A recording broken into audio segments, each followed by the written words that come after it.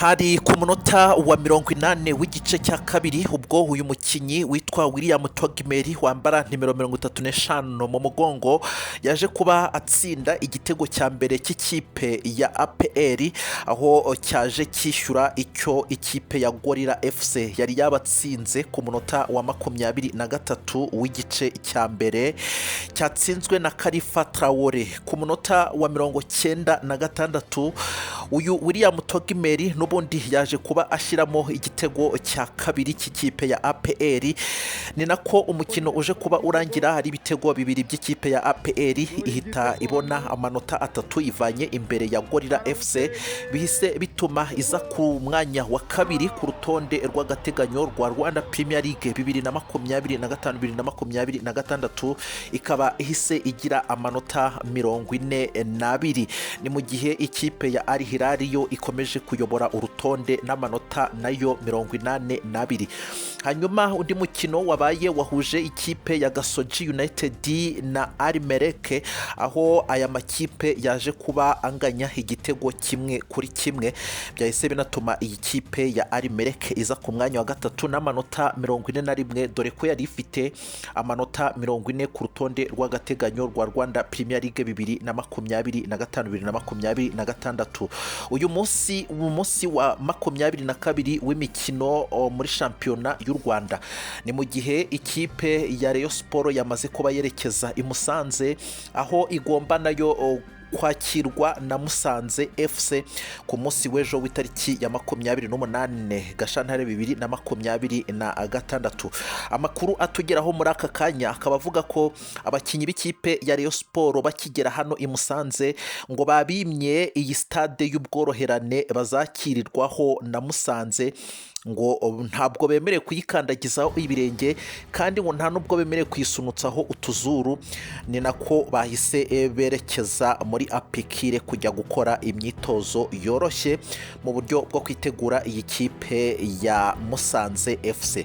ese ni igiki cyaba kiri gutuma aba bahungu ba Bruno Ferry bagera hano i Musanze bakaba bimwe ikibuga kugira ngo bakore imyitozo mbere y'uko umukino utangira? ese byaba bishatse kuvuga ikintu? uwuhe mugambi ikipe ya Musanze FC yaba ifite, cyangwa se ni iki Musanze FC cyangwa se abayobozi n'abandi bose bareberera ikipe ya Musanze baba bakeka kuri iyi kipe ya Rayon Sport? so bwa mbere se n'ubwa kabiri ngaba iyo bageze hano i Musanze buri gihe ngo bakunze kubima iki kibuga kugira ngo bagikorereho imyitozo mbere y'uko umukino cyangwa se mbere y'uko bakirwa hano i Musanze mu mukino bahuje ikipe ya Musanze ndetse na Rayon Sport. n'amakuru y'imikino, n'amakuru ya politike, n'amakuru y'imyidagaduro dukunda kukugezaho uko bwije n'uko bukeye, tukagira gutya tukasimbukira no mu bindi biba biri kugenda biri gucaracara hano mu karere k'ibiyaga bigari ndetse no ku isi hose utuntu n'utundi. kuri uyu munsi rero turi muri siporo, ngusabe gukora subscribe na comment kugira ngo tujye dukomeza kubana uko bwije n'uko bukeye, hanyuma uzajya ubonera ku gihe cyangwa se ubusesenguzi bwimbitse bw'amakuru y'imikino, politike na diplomasi ndetse n'imyidagaduro hano mu karere k'ibiyaga bigari. warakoze cyane rero wamaze kwiyandikisha, ngushimire, nyagasani azaguhe umugisha. ntatinze reka duhere kuri 11 babanjemo ku mpande zombi kuri uyu mukino wahuje ikipe ya APR FC ndetse n'ikipe ya Gorilla FC. kuri wa 27 Gashyantare 2026 ikipe ya APR 11 bari babanjemo, wari wambaye nimero 32 ni Adolphe, nimero 17 ni Clement, nimero 28 ni Yunus, nimero 3 ni Niyo Umugabo, nimero 18 ni Byiringiro, nimero 19 ni Sekiganda, nimero 27 ni Ruboneka, nimero 8 ni Dawo, nimero 24 ni Denis Somedi, nimero 10 ni Jibril na nimero 35 ni William Togui waje kuba atsinda ibitego byose bibiri by'ikipe ya APR wewe nyine. aba nibo 11 umutoza Abdurahim Tarebu yaje kuba yifashisha kuri uyu munsi ubwo yisobanuraga n'ikipe ya Gorilla FC. hanyuma rero ku ruhande rw'ikipe ya Gorilla FC wari wambaye nimero 71 ni gisa nayo nimero 26 ni Kanamugire, nimero 7 ni Chancellor, nimero 4 ni Tansere, nimero 10 ni Frank, nimero 28 ni Khalifa waje kuba atsinda igitego cy'ikipe ya Gorilla FC.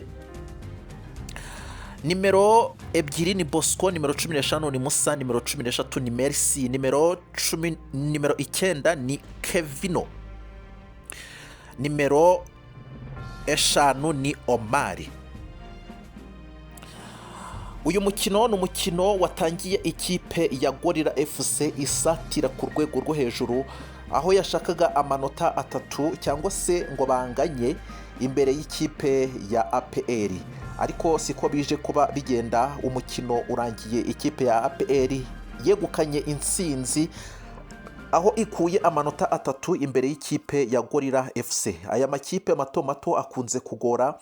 Aya makipe twavuga ko ari makuru muri shampiyona y'u Rwanda. Kuri uyu munsi rero ntabwo ariko byaje kuba bigenda. Ikipe ya APR yari yakaniye, nubwo bwose ikipe ya Gorilla FC yaje kuba iyibanza igitego, ariko birangiye ikipe ya APR yegukanye intsinzi n'amanota 3, bihita bituma ku rutonde rw'agateganyo rwa Rwanda Premier League 2025-2026 iza ku mwanya wa kabiri. Ni mu gihe ikipe ya Al Hilal iri ku mwanya wa mbere ikaba ifite amanota 42, APR iraza ku mwanya wa kabiri n'amanota 42, hanyuma ikipe ya gatatu ni Al-Merrek ifite amanota 41, ikipe ya Police ikaba iri ku mwanya wa kane n'amanota 36, ikipe ya Rayon Sport ikaba iri ku mwanya wa gatanu n'amanota nayo 36, ikaba ifite umukino ku munsi w'ejo w'itariki ya 28 Gashyantare 2026, aho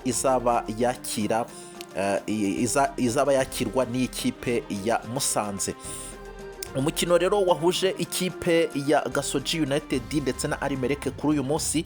Igitego cya Gasogi cyagiyemo ku munota wa 60, aho baje bishyura iyi Al-Merrek yari yakibabanje ku munota wa 20. Cyari cyatsinzwe na Nikora ku ruhande rwa Al-Merrek, ni mu gihe uyu mukinyi wa Gasogi yitwa Nigena Ebenezer yaje kuba yishyura iki gitego bari batsinzwe na Al-Merrek, aho yaje kuba anatanga message nk'uko uri kubona aho ngaho ku ifoto, avuga ngo ni igihe kiba kitaragera, it's a matter of time.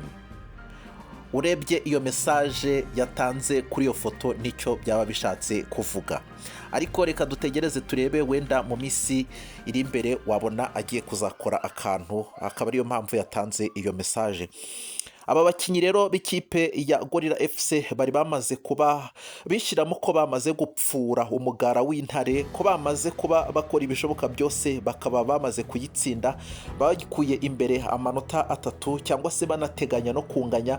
Ariko uyu mukinyi William Togui wambara nimero 35 mu mugongo yaje kuba abereka ko mu hagati y'ikipe ya APR FC ndetse n'ikipe ya Gorilla FC hagomba kubamo ikinyuranyo, aho yaje kuba yitsindira ibitego 2 we wenyine, ibitego 2. Igitego cyagiyemo ku munota wa 80 nkuko twe twabigarutseho, n'igitego cyagiyemo ku munota wa 96, byose bitsinzwe na William Togui.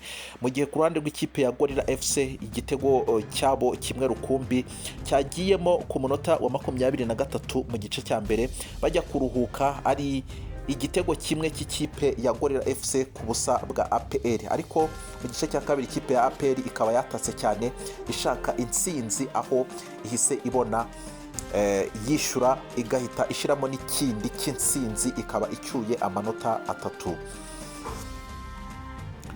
Ikipe ya Rayon Sport ubu ngubu ikaba yamaze kugera hano i Musanze, ikaba yamaze kuba ishaka gukora imyitozo, ariko bakaba bimwe stade ubworoherane. Ni mu gihe bivugwa ko ngo ufite urufunguzo rwo gufungura iyi stade ngo yari yagiye kureba Tour du Rwanda, dore ko abavuye i Rubavu baza i Musanze baraye hano i Musanze.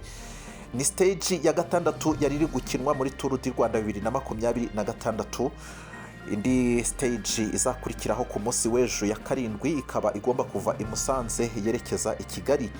niba ari icyo cyatumye batatanga urufunguzo ngo ikipe ya Rayon Sport ize gukora imyitozo, niba hari ikindi baketse kuri ikipe ya Rayon Sport ntabwo turabimenya kugeza amagingo aya, gusa nawe ikiriho cyo watanga igitekerezo cyawe ukavuga cyangwa se ugasobanura cyangwa se nawe ukavuga koko niba ibi bintu bikwiriye kuba ikipe ya Rayon Sport yagera hariya i Musanze hanyuma ikimwa stade ubworoherane ngo ijye gukorerayo imyitozo, aho bo bahise bidefanda bo ubwabo babuze uko bigenza, babuze ayo bacira n'ayo bamira, nuko niko kwigira inama yo kujya gukorera imyitozo ku kabuga gatoya ka APR kari hafi aho ngaho. APR ni ikigo kiri hano i Musanze, ni ikigo cy'amashuri kiri hano i Musanze, niho bagiye gukorera imyitozo yoroshye, urumva iroroshye mu buryo bwo kwitegura umukino ugomba kubahuza n'ikipe ya Musanze. Ese byaba bishatse kuvuga ko ikipe ya Musanze yaba yakaniye ikipe ya Rayon Sport ikaba ishaka amanota